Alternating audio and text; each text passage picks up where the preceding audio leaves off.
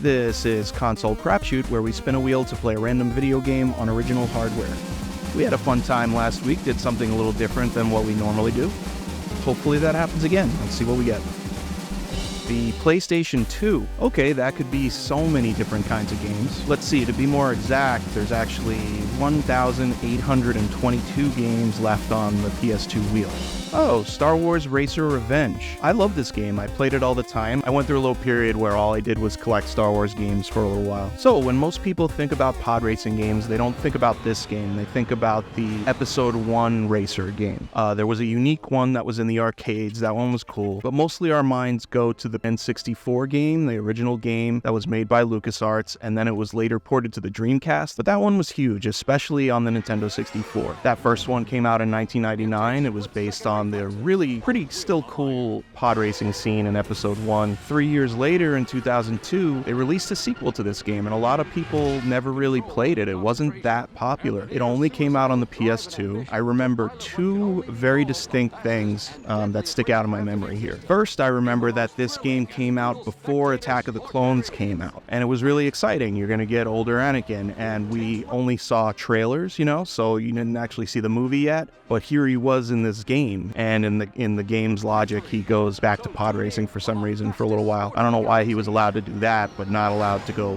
visit his mom and save her life. But whatever. The second notable thing that I remember about this game, for the longest time, TVs were more square. They were the 4:3 aspect ratio, and TVs that were 16:9 widescreen were just starting to come out. Most games, when you play multiplayer at the time, were split screen, and they were on the top and the bottom. And that made sense for a 4:3 screen, but when you're playing on a widescreen, it's like super thin vertically and super wide because you're cutting it halfway through the middle of the screen, and it's not ideal. And this was like the first and only game that I was aware of that gave you the option to change the split screen to vertical, so you could be side by side taking advantage of the widescreen. And yeah, getting right into it, these games are so fast. It's about the equivalent of about 600, 700 miles an hour at some points. And first, I'll just say split screen is not good for that. The PS2 is having a hard enough time keeping a decent frame rate so that you can see what's coming up in front of you on the track at that speed, but to have to render the race for two separate players, the frame rate suffers, the draw distance suffers, the speed is just too much. You can't keep up. I kept crashing. Some of the tracks are really way too dark and muddy. You cannot see the turns coming up, but not all of them are like that. There's some really pretty ones. But with that said, I think I need to get into the comparisons to the first game, unfortunately. That's the one everybody remembers, so you can't really help but compare. Here's the thing, my memory of this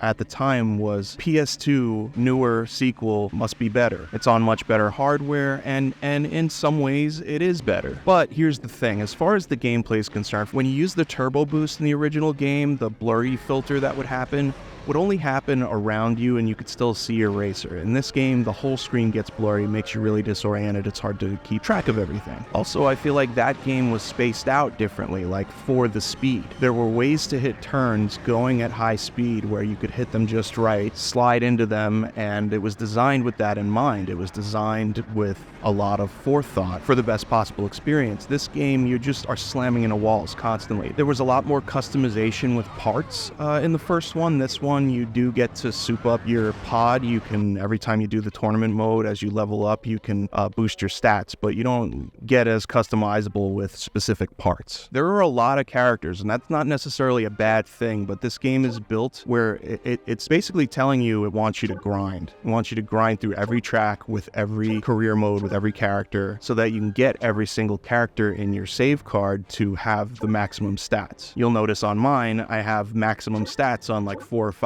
different racers because I beat the game with that many racers and then I got kind of tired of it. Always meant to soup everybody up, but you never get around to it. Also, some of the best parts, some of the things that made the movie pod racing scene so exciting, little touches that the first game had. For example, this part in the movie where he goes through this little thing, he turns sideways. You could do that in the first game and it was a really thin, tight squeeze. It added to feeling like you're in the movie. In this game, you just go through it. It's wider. In the movie, when you use the repair function, it really slowed him down, and it's almost seen as like a risk. Do I take the time to repair? And it slowed you down a lot more in the first game. In this game, it barely makes a difference. You hold repair and it repairs, and you're still going 400 or 500 miles an hour. It doesn't matter. That takes away from the tension and the strategy a little bit. Also, this might be nitpicking, but in the movie and in the first game, one of the coolest things about pod racing was Sebulba's pod and the sound that it made, the dun dun dun dun.